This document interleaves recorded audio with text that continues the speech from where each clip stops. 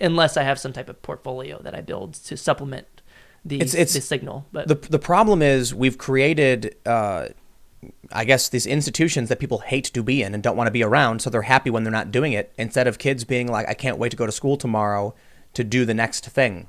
Like, I wake up every day excited about what I'm going to build, what I'm going to get done. Mm-hmm. We've transformed, the studio and the house. We've set up a bunch of rooms. We're setting up the viewing area so we can expand the podcast. And I wake up excited for that every day. Mm-hmm. And if I miss a day, I get angry. Why don't we instill that in young people? Mm-hmm. Instead, they're like, oh, I have to be here. And like you said, they're trying to find the easiest path through this thing to get a piece of paper they don't even need. Yes, exactly. And I mean, this is just another argument for school choice. I mean, if you're interested in being there, then you're more likely to show up each day. You're more likely to be satisfied. You're more likely to actually learn. And schools will be more likely to hire good teachers. So, and then it's not just schools. It's unschooling as well. You could have unschooling. You can have student-centered learning. So they can sit around and find the things that they're interested in. It could still be led by parents and experts as well. But we could have a more student-centered approach. I mean, like most schools, it's essentially, you better be interested in English from this hour to this hour. And then even if you're in the middle of something very important and you had an epiphany moment, well, the bell just rung and you got to go to math right now from this hour to this hour. You better be interested in it. But that's not how people learn. Right. When you and I, or you or I, are interested in something, when we wake up in the morning, we go and we work on that all day. Well, maybe you don't, but we don't have a bell telling us, well, you can't be interested in this anymore and you better start learning something else. So I think the way that it's set up today, I understand, why some people will argue it's like that for efficiency and just large scale schooling, but it's not efficient. But it's not efficient, and especially when people aren't actually learning. So we're pouring more and more money into this school system each year. I mean, since the 1960, after you adjust for inflation, between 1960 and 2017, real spending increased by 280% in the United States, and our outcomes have been flat. And schooling has looked the same over time. Whereas in the private sector, things tend to look a lot different, and technology takes over because of those competitive pressures and those incentives to do a better job and provide a better product. But it's also like we don't need, let me stop. Let me go back in time. There was a point in time where a human could know everything a human could know, everything humanity knew. There was a point in time where you as a person could know literally the summation of human knowledge, and it wasn't that difficult. But we're at a time now where everything's specialized because we have so much technology, so much development, so many different fields. Does it even make sense to put a kid in school and be like, we're going to teach you everything and you're not going to use any of it when you're an adult? Or does it make sense to bring a kid into school and say, what excites you? Yeah, exactly. And I can think back to a few things that I learned every single year. Pythagorean theorem. I can tell you all day and night that a squared plus b squared equals c squared. I can tell you all day and night that mitochondria are the powerhouse of the cell. But I don't need to know that. And I read Shakespeare. I don't remember Shakespeare, but we read it, every year it seems. And it's not like I need that, right? I mean, a lot of the arguments is that so you can kind of socialize with other people, but I can socialize with other people about politics. I can socialize about things I'm actually interested in, not these things that I'm not going to remember 10 years later. So here's what happens in my life. How am I where I am? And people want to know, like, how do I do what you do? And the first thing I tell them is don't go to school. Because if you want to know, I didn't go to school. Like I dropped out of high school very, very early. I never finished. See, you figured this out way before I did, right? I went 10 years through post-secondary through PhD. I did it wrong. I didn't figure anything out. I just didn't care. I want to do what I feel like doing. Everyone else is stupid. That's how I've always viewed it. So I play music, I skateboard, and there have been a few jobs in my life that have led me perfectly to this point. So skateboarding, we would film and we would edit videos. And so we did that for fun. That was part of the culture. I started working for nonprofits, which got me, well, actually it was music and punk rock as part of skateboarding, which got me more interested in politics. And then I started working for nonprofits because of that. But I was doing fundraising, which very quickly, kicked me out of the nest and made me have to start talking to people, strangers, get confident now, otherwise you're not going to survive in this industry. And it was also sales. So you combine these things, you combine that with my, desire for adventure, and all these things come together and put me in this position where, really everything I do is a combination of all the things I've done throughout my life. And it's led me to a point where I've become successful. That's the key to succeeding. I think too many people will look at what someone else is doing and be like, I just want to be them instead of I want to be me. So, and I think it's a problem of schools. And I think another issue is a lot of people will just think about, a lot of growing up, for me at least, a lot of people would be like, well, what do you want to do when you grow up? And it's like, I don't know. And like, Right. if you would have asked like 10-year-old me, I wouldn't say that I was going to be on Timcast's show right now talking about school choice. I didn't even know what school choice was. So like Exactly. a lot of this is the discovery process that I don't think the traditional system deals with really well. Because, the way that the traditional system tries to deal with it is to just throw all this useless information at you and have you jump through all these hoops and memorize a lot of things. And I was actually really good with school because I have a pretty good memory, and I got really good grades. But I don't use a lot of that stuff. So what you're saying right? is abolish school. I'm kidding. I'm not saying that. No, I won't. I say might that. say that. But the thing that I want to do is just for people to have the choice. And I think that if people had the choice, that would lead to a world where we have a lot more unschooling and homeschooling co-ops, because you don't have to pay for a lot of the fixed costs, and you can just pay for you can get the best experts. And if you get your allotted $15,000 per year, you can afford a pretty good homeschooling co-op organization. If you can get 20, 30 families together or kids together, you can afford some really top-notch experts to help your children learn. So I just want people to pick. I'm not going to say abolish schooling, but I think that we would end up in a world where we'd have a lot less schooling if people had their own choices in the matter. Well, what do you feel about truancy laws? Yeah, I mean that's an issue, right? I think the responsibility should be more so on the teachers, right? If you're sending a kid to a school and the kid doesn't want to be there, there's a deeper issue there that the school system needs to address. And I think, again, that's another argument for school choice. If the kid doesn't want to be there, well, we should allow them to be somewhere that they want to be, a school that they're actually interested in. And like, if you look at the most recent DC Opportunity Scholarship voucher program they have out there, they actually found an increase in safety, satisfaction, and attendance.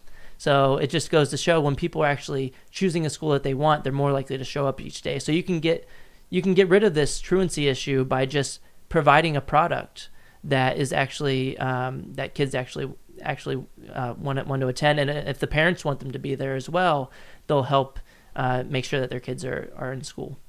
I think there's two words that explains the problem, and it's school sucks. And like every kid says it. Mm-hmm. And we've done nothing to rectify that problem. We have miserable kids. They think it sucks. Why is that?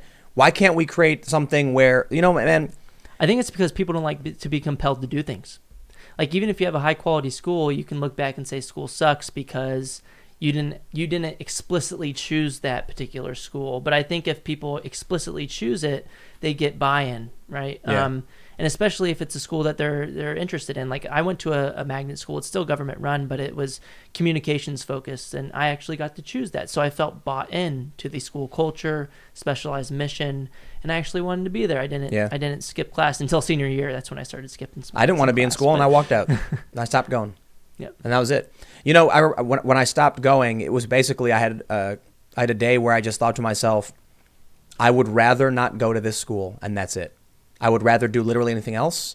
They can lock me up for truancy. That would be better and more bearable than whatever this is. And we should be looking into what's causing the truancy, right? Kids aren't just not showing up for no reason, right? There's a reason, and it could be school sucks. Yep. But there's a lot of different aspects to that. It could be because their teachers are just putting them in front of a TV all day and not actually teaching them. But it could be deeper than that. It could Abusive be bullying. Teachers. Yeah, there's a lot of abuse going on in public schools in the United States. Doesn't mean it doesn't happen in private schools or charter schools as well, but this is happening. And at least with a private school, you can vote with your feet and take your kid elsewhere. Or a charter school, you can do the same thing. You can vote with your feet and take your kid elsewhere. But with most systems, you're residentially assigned to a school. And if there is instances of abuse or bullying, you're pretty much stuck there, right? But places like Florida, they have a HOPE scholarship program. If you're a victim of bullying, you automatically, after doing some paperwork, you qualify for a HOPE scholarship. Really? And you can take that to another school because you're a victim of bullying. So that's another... again, another argument for school choice, it just encapsulates this idea of school sucks. But right. there's a lot of different reasons why schools can suck, and it's not only measured in a standardized test score. And it doesn't feel like anything's being done about it. It never does. It's like since I was a kid, since people older than me were kids, it doesn't seem like anything's being done about it. Yeah, I just saw or I just tweeted something out today. If anybody wants to go look through my Twitter feed, but there was a story in Houston, Texas, in a school where a kid got sent to. I think they were like helicoptered into a hospital because they had to get stitches on their head because there was an altercation between them and the teacher over a juice box. So, like, no kid should be forced into that type of unsafe environment or abusive environment. Well, they should just be able to leave. And a lot of times, the employees in the system, they may get a slap on the wrist, or they may essentially get assigned to another area. But a lot of the times, they don't get fired, even in these extreme circumstances where they're actually harming kids physically. Did you hear about what's going on in Chicago with solitary confinement for kids? Yeah. Well, that's another problem. If I find out my kid was locked in solitary, I'm taking that kid out no matter what. Yeah, it's essentially a prison-like environment, and Yep. that's traumatizing. I mean, there's actually been studies, and I don't know what the cause is specifically of this, but there have been peer-reviewed studies and I think it was Harvard researchers that did the most recent one, that linked the calendar year of the school year to mental health visits for student-age population. So it could be because they're facing bullying in school. It could be because they're being locked in rooms all day because that's the school's policy. It could be that they just don't like going to school and they want to be doing something else, but there's a lot more mental health issues during the calendar year. And I also found with Angela Dills from Western Carolina University that when states enact charter school laws, teen suicide rates actually tend to reduce. Interesting. And we actually found that private school students, after controlling for a bunch of differences in their family characteristics and the student characteristics, that in the long run, students who go to private schools rather than public schools tend to have fewer mental health issues by the time they're around 30 years of age. Well, also think about if you're in a school and you have a pack of mean people, not necessarily bullying, but you're embarrassed, no one likes you, and you can switch schools just by easily. I mean, that's got to be a load off someone's back, like a fresh start, a new opportunity. Maybe they're not comfortable. You can't just keep forcing someone to go somewhere where they're constantly under stress and panic and you know what I mean? Yeah, and I mean, a lot of this is just the culture of the school. Like in my school, for example, I played football, so I was one of the cool kids, right? In Texas, that was the thing. You were cool if you played sports, but if you were like into arts or whatever, you weren't as cool. But in my magnet school, if you were into arts, we were a communications arts school. You were one of the cool kids. So, like, if you can select into schools where you have similar interests with the other students, maybe an art school, then you would be looked at as a cool kid, and that can have obviously huge positive effects on your mental well-being in the short run and the long run. It always seems confidence, all sorts of things. It seems like the things that really do benefit kids is not the school, because the school is this rigid, boring system, but the extracurricular things like football, for instance. But also, for me growing up, it was a general community around music, card games, comic books, and skateboarding. So all of a sudden, for me, skateboarding, I've talked about it before, but it was probably the greatest educational system I've ever been through for teaching how the real world works, especially because when you go to a skate park and you're a 15-year-old kid, you've got a 30-year-old guy talking about politics and money and business, and you learn that. And I'll tell you what, man, if we took 15-year-old kids, like high school kids, and put them in any adult situation. So here's the thing, like, where can a kid really be around adults who can teach them and share knowledge? I mean, skate parks are the easiest thing because you share that sport. I mean, or even on the basketball court. The thing about skateboarding that's interesting, though, is that it's semi-active. So there's downtime in between when you are skating. So you might sit down on a ledge while someone else is doing something, and then you have this guy next to you, he's 40, and he's like, I got divorced today, man, and here's how the courts work, let me tell you. And you're sitting there learning all this stuff about divorce court. You're learning about, a guy says, like, I started a t-shirt business, I filed LLC through LegalZoom, and you're like, what's that?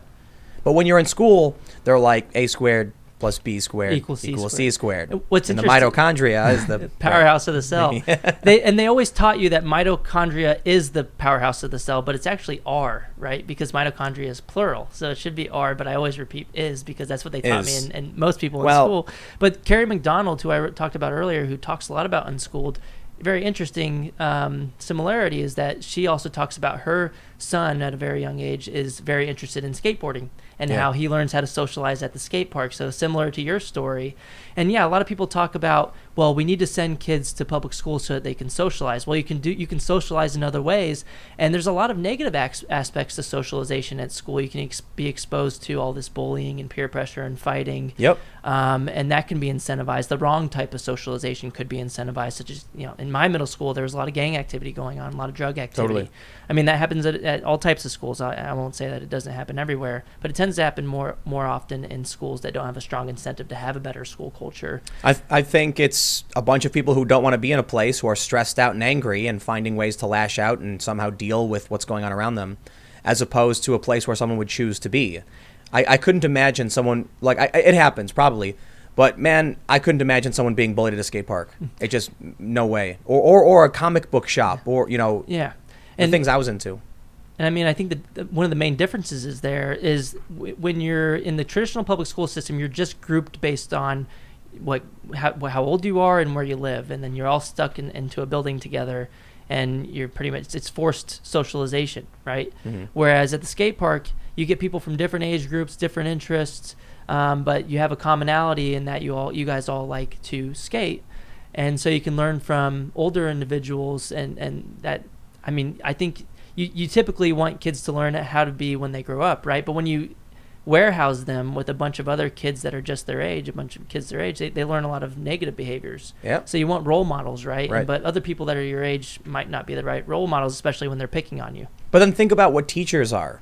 They're not someone who's supposed to be your friend and a mentor. They're just a stodgy employee in there who's like reading a book and then's got the answer sheet in front of them.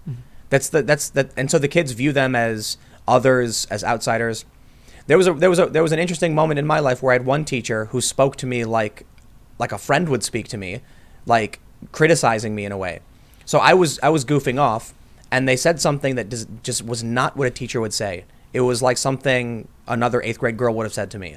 It was like just kind of an insult. Mm-hmm. And I was like, well, the teacher just insulted me in a weird way. No, but it was like I was doing something stupid. I was like, just goofing off, saying dumb things, and like, play punching my friends.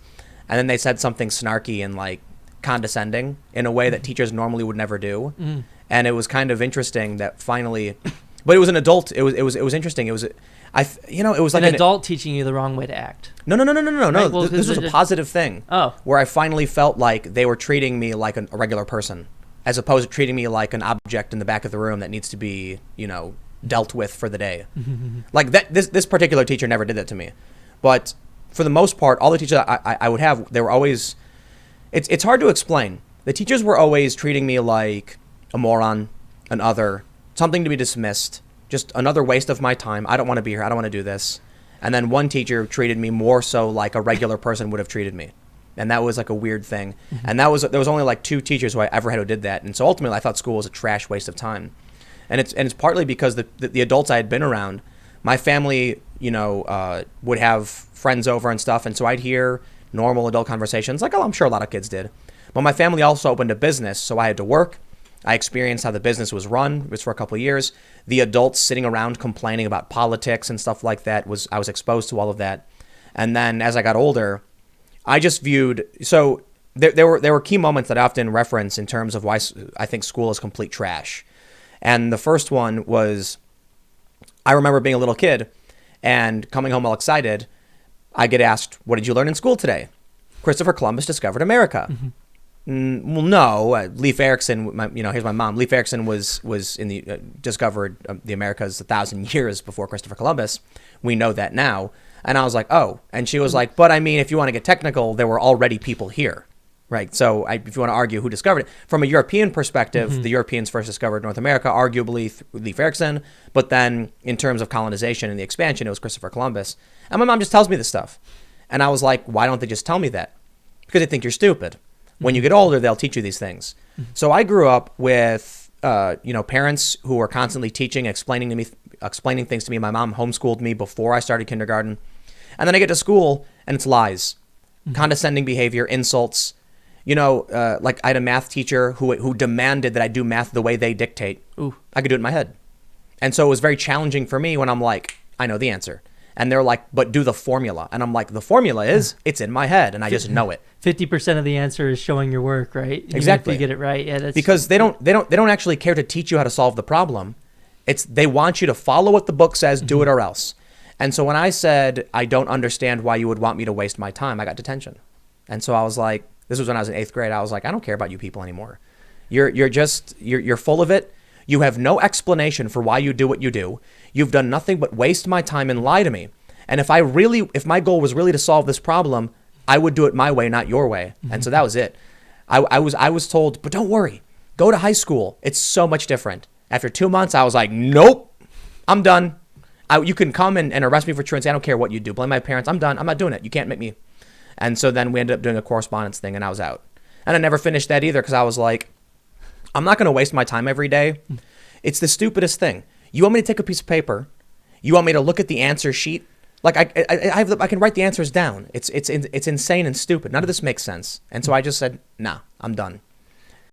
Thanks for checking out this segment from the Timcast IRL podcast. We do the show every Monday through Friday at 8 p.m., sometimes an hour or two.